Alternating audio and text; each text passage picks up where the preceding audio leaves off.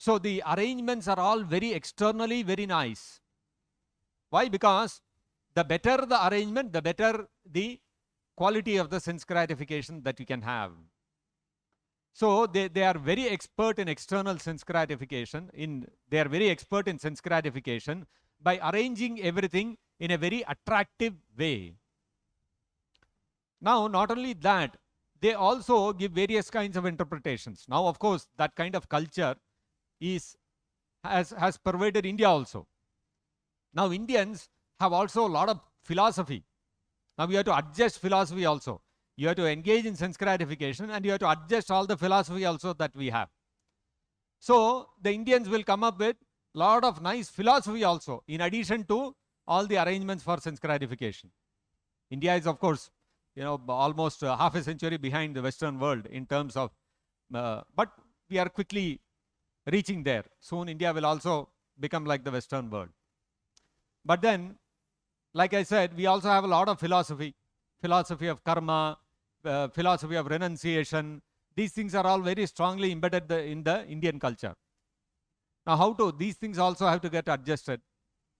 So, in today's world, if you see in India, the first thing that they have done is to avoid, to justify their activities in sense gratification. First thing they have done is minimize the value of the scriptures. Now, how to do that? You cannot do that outrightly. If you reject the Vedas, Bhagavad Gita and all that, nobody will accept you. So what they have said, first thing to minimize the scriptures, what they have said is, Yatha mat tathopat. Whatever you think is the meaning of the Vedas, you can take that and you can follow that, no problem. If you believe Krishna is God, good. If you believe Shiva is God, good. Please continue your faith. If you feel there is no God, you feel atheism is the right thing, please go ahead. That is the right thing for you. Whether you think you're an atheist, or you think Shiva is God, or you think Brahman is the supreme absolute truth, or you think Krishna is God, ultimately everything is one. All of you will come to the same destination.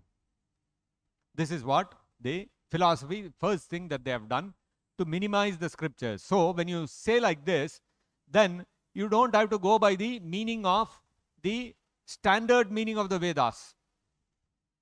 Standard meaning of the Vedas, if you see, it's not that everybody can interpret it in their own way. That's not the way in Vedic culture. In Vedic culture and understanding, the standard understanding of the Vedic scriptures is given in specific Guru Shishya Sampradayas.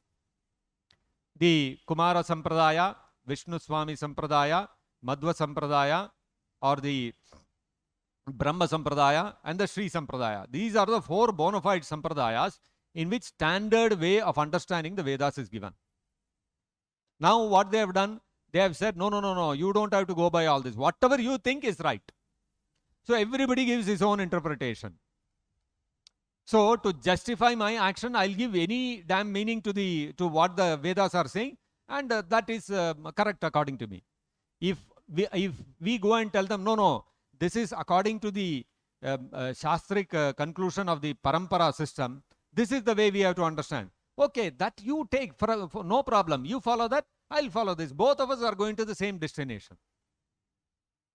And then they will tell that Bhagavad Gita, the main thing about Bhagavad Gita is Karma Yoga. That is the conclusion of Bhagavad Gita.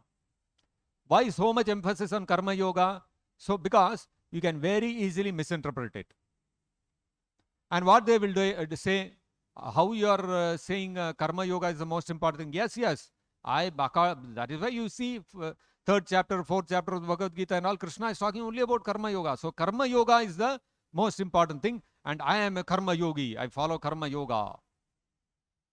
I remember when I was becoming a devotee at that time, initially, and I was working in a company, and I had to go and meet one of the vendors of the company. I was working in Bangalore, and this vendor was in Hyderabad. So went all the way to Hyderabad, met him. Some deliveries and all had to be discussed. So 1 or 2 days I had to stay there and and work out the various modalities with the vendor. So like this, when we were talking with when I was talking to the vendor, some, like this, we talk many things like that. Some little bit about Krishna consciousness also I started talking. I'm associated with ISKCON, I keep going there, chanting and all that, something we were talking. Then that man told me, you see, Bhakti Yoga is very difficult to practice. Karma Yoga is very easy. So I am a Karma Yogi, I follow Karma Yoga. So I said, what is your Karma Yoga? Work is worship. I have my factory, I have my this one. Day and night I work in my factory. Minimum 12 hours, 14 hours I'll be in the factory. And without fail, every day I don't take any leave. Every day I'm sitting in the factory and working. This is Karma Yoga. Work is worship. He has created his own definition. And this is what most people will tell also. You go and tell them, do some seva for the temple, why don't you sponsor something? They'll tell, no, I'm already doing Karma Yoga. I'm following the Bhagavad Gita. Please read this copy of the Bhagavad Gita. No, I'm already following Bhagavad Gita. I know Bhagavad Gita. Bhagavad Gita, I know. Karma Yoga, no, I'm already following. What is that he's following? All his sense gratification, what work he's doing, he's thinking that is Karma Yoga. Actually, as Prabhupada is mentioning in the purport, what is the meaning of the word yoga? Today, yoga means, either people say Karma Yoga, means go and do whatever you want. You work in a slaughterhouse, you do your duty nicely and earn your money nicely, that is Karma Yoga. You work in some alcohol factory, you are a manager there, do your job very nicely so that the company's profits go up, more and more alcohol can be produced, production can be improved. That is Karma Yoga. This is what people are thinking. Or they think yoga means, okay, Dhyana Yoga means all sorts of gymnastics you do, pranayama, kapalabhati, this, that, various asanas, shirshasana, this asana, that asana, and improve your health. You should have good health so that you can work hard, earn money, and you can enjoy your senses nicely. You can eat nicely. Why do people go to all these yoga camps where they teach various asanas? All of them go because they have some disease or the other. I have this disease, I want to cure this so that I can enjoy nicely.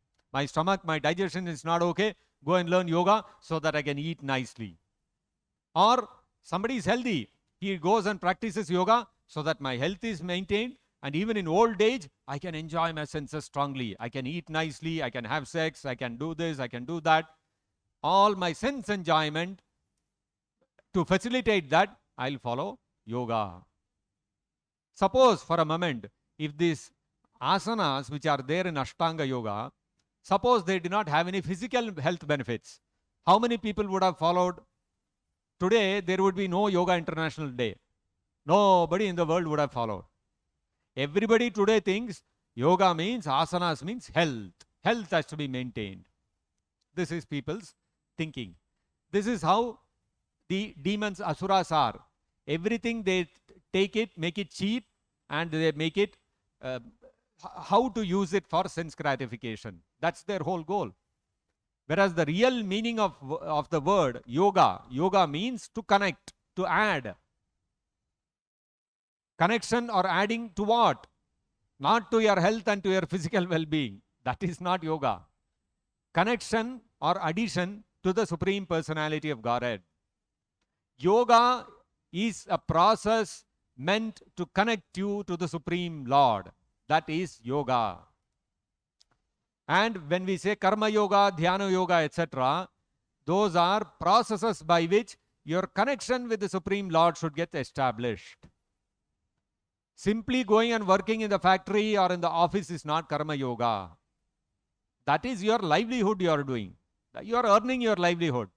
That is a different matter. That's not Karma Yoga.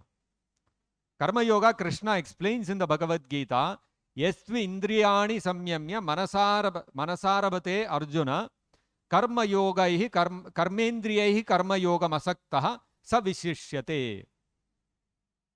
Krishna says that what is Karma Yoga? How Karma Yoga has to be practiced?